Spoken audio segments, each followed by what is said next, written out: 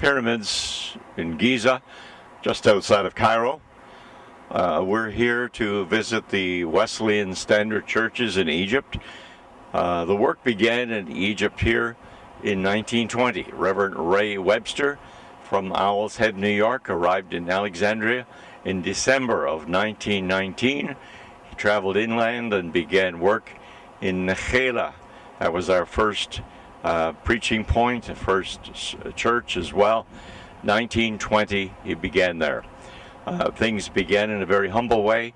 We now have 24 places of worship.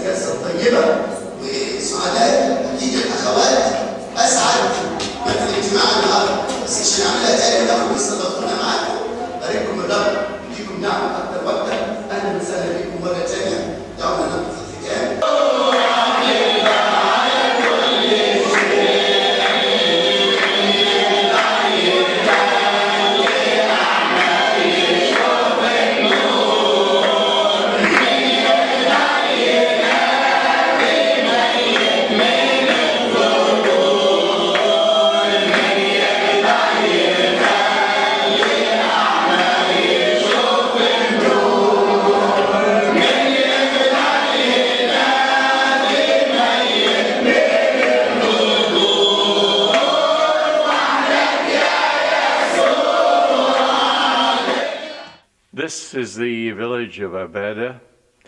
It is one of our earlier churches. As you probably noticed, the structure is very simple. The church, the parsonage above as well. In the early days when we came to Egypt, there was no road into here. We had to walk through the fields, sometimes fields of beans or fields of whatever they were growing at that point. At that time, you couldn't come to this village at certain times of the year because of the flood. The flood, which was perhaps a meter deep or more around the village. So the only way you'd be able to come during that time, which would be August, September, probably first part of October, you'd have to come by boat. In that case, you didn't need to walk through the fields all the way. In late years, they've been doing a lot of improvements on the building. You may not be aware of all the improvements, but there certainly are a lot of improvements in the church itself and the parsonage above. We're in the village of Sheikh Masaud. The work here was started a long time ago, but for a number of years we were not sure if the work was really going to succeed or not. There were ups and downs in the work, times that the church was almost closed, times they didn't have a pastor, and they were pastored by another church nearby. However, as the time went by, they had first of all, an enclosure with just palm branches over the church. The pastor resided in a rented apartment out down the street. And then they had a young man come who was a pastor who had a desire to really take up residence here and plan to marry.